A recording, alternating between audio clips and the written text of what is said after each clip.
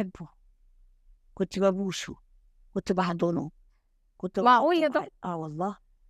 فعايز يزعلك؟ والله العظيم عمرنا ما زعلنا مع بعض ونمنا زعلانين ابدا جميل، ده احنا مفتقدين حاجات ابدا، كتير.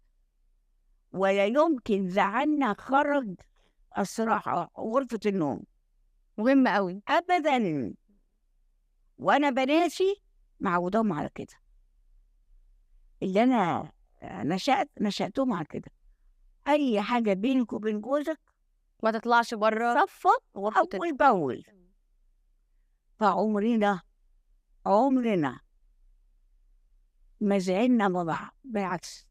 احيانا كان هو ينفعل عليا وبتاع، انا اللي اخده في حضني وانا اللي اطبطب عليه. مصدر الأمان بالنسبة له جدا. واحتواء. اه ما تغضبيش احتواء.